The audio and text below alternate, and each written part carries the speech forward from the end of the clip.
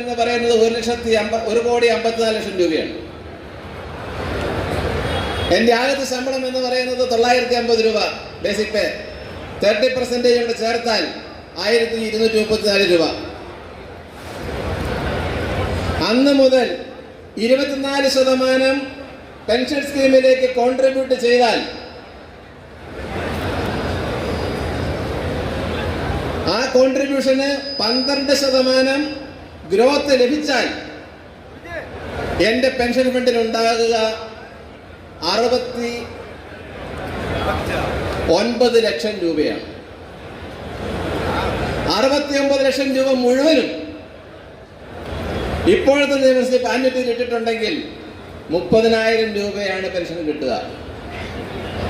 എൻ്റെ basic pension ഇപ്പോൾ 72,000 രൂപയാണ്. അതിന് DAയും ഉണ്ട്. 35 അല്ല, 40 അല്ല, അതിൻ്റെ അപ്പുറത്ത് വന്നാൽ 49%, 74% ഷെയറുകളെല്ലാം സ്വകാര്യ മേഖലയുടെ കയ്യിലാണ്. റെയിൽവേയിൽ ഇതിപ്പോൾ എവിടെ എത്തി നിൽക്കുന്നു? ICFന്റെ സ്വഭാവം വന്നെന്ന് വിചാരിക്കുന്നു. തീർച്ചയായിട്ടും അവർ വളരെ വിശദമായി സംസാരിക്കും. 69 ലക്ഷം രൂപയ്ക്ക് ICF ഉണ്ടാക്കിക്കൊണ്ടിരുന്നതായ വന്ദേ ഭാരത് കോച്ചുകൾ 1,20,00,000 രൂപയ്ക്ക് ICFന്റെ മുഴുവൻ സൗകര്യങ്ങളും സൗജന്യമായി സ്വീകരിച്ചുകൊണ്ട് ഉണ്ടാക്കുന്നതിന് വേണ്ടി TMH എന്ന കമ്പനിക്ക് കോൺട്രാക്ട് രാഷ്ട്രീയ ഗുണങ്ങളുണ്ട്. ആ കാലഘട്ടത്തിൽ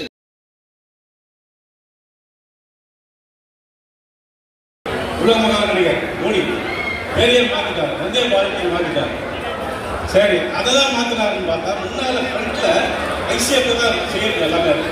ICF இருந்தது ஃப்ரண்ட்ல ஃபர்ஸ்ட் வண்டி, அது 10 வண்டிகள் இருந்தாங்க. ICF ஃப்ரண்ட்ல எடுத்து அதை எடுக்க சொல்லிட்டேன்.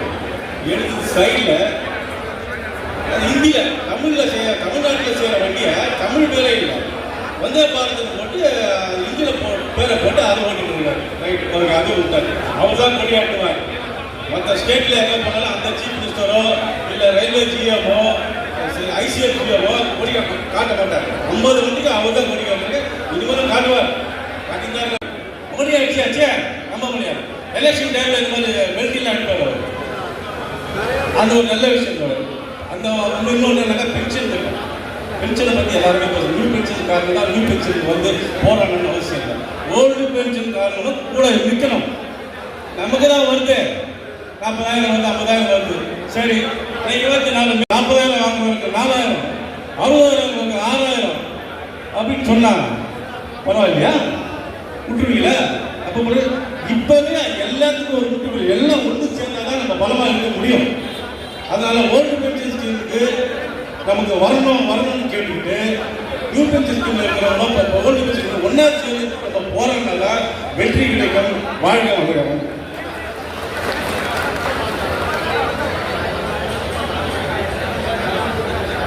அடுத்து DRPயுடைய தலைவர் இளங்கோவன் அவர்கள் சிறப்புங்க.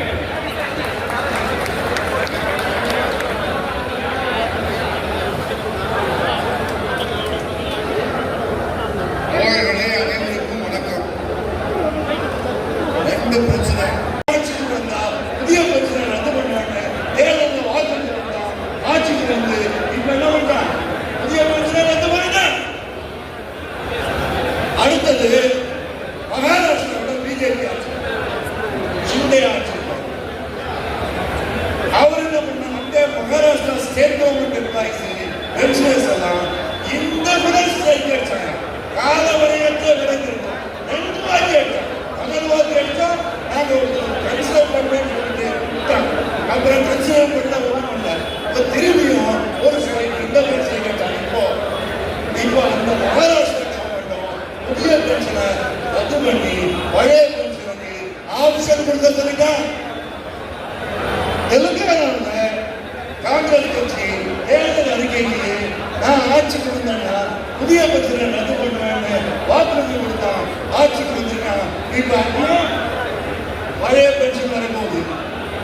ஒன்னா சேர்ந்துடணும். 2 பேராக பொருட்கள் வாங்கணும். இந்த இடத்தில் பல்வேறு தகவல்களை போராட்டத்துக்கான காரணம் இருக்கு பாருங்க நமக்குன்னு சொன்னார் பாருங்க. அது மாதிரி அவர் பொக்கிஷம் சிறந்து வாழ்த்துகிறோம்.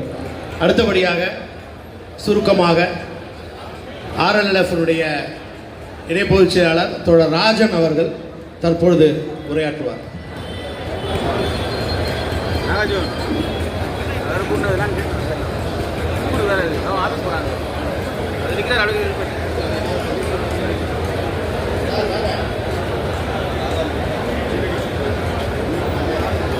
RLF-உடைய பொதுச் செயலாளர் நமது அன்பிற்குரிய நண்பர் தோழர் விஜயா அவர்கள் நம்முடைய பொதுச் செயலாளர் அருளாளுக்கு சால்வை அணிவிக்கிறார். தோழர் ராஜன் அவர்கள் வாங்க வாங்க நீங்க வாங்க. தோழர் ராஜன் அவர்களுக்கு DRU சார்பாக சால்வை தோழர் ராஜன் உரையாற்றுவார்.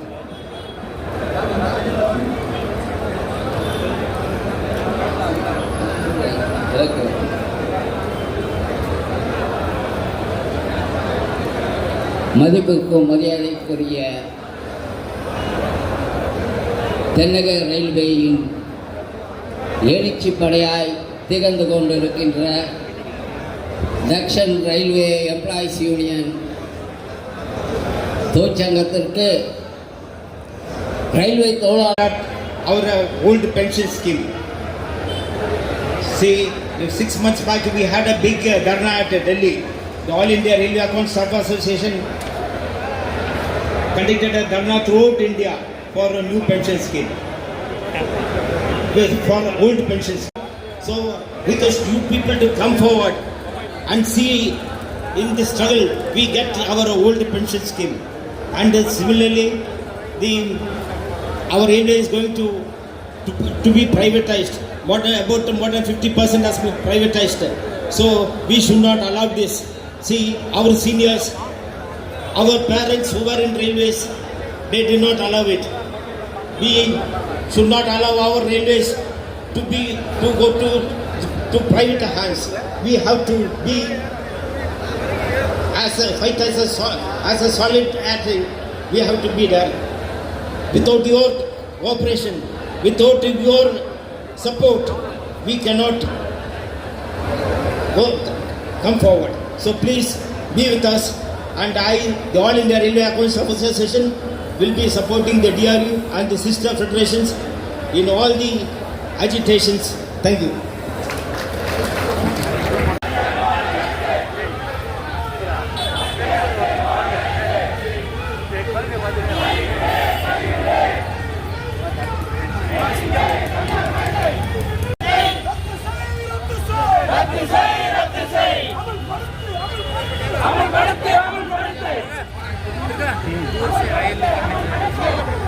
कुछ बोलोगे तब ना, ऐसे थोड़ा कुछ क्या बोलना है।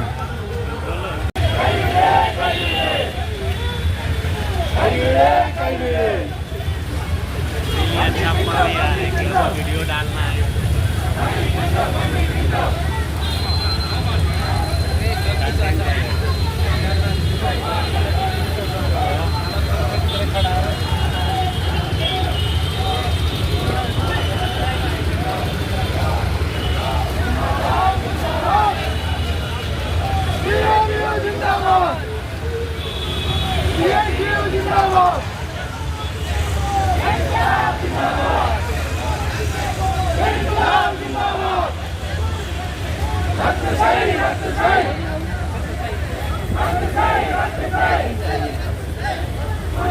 Rasta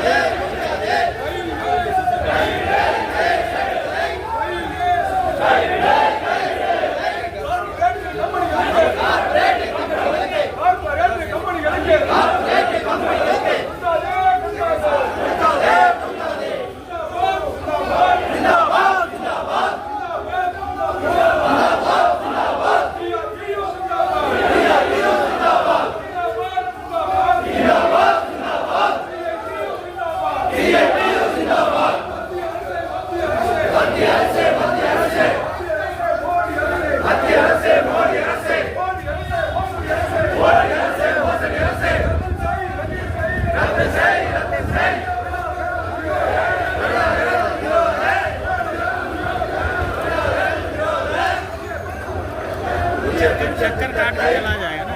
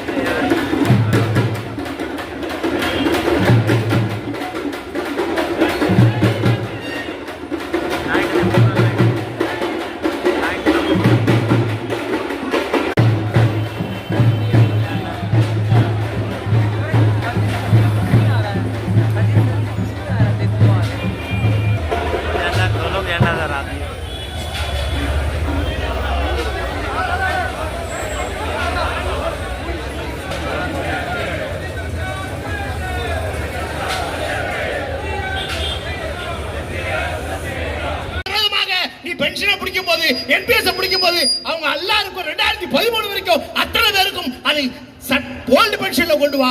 2013க்கு பிறகு உள்ளவர்களுக்கு 2013 பிறகு உள்ளவர்களுக்கு அதை ரத்து செய், பழைய பென்ஷனை கொண்டு வா. இதான் நம்முடைய கோரிக்கை.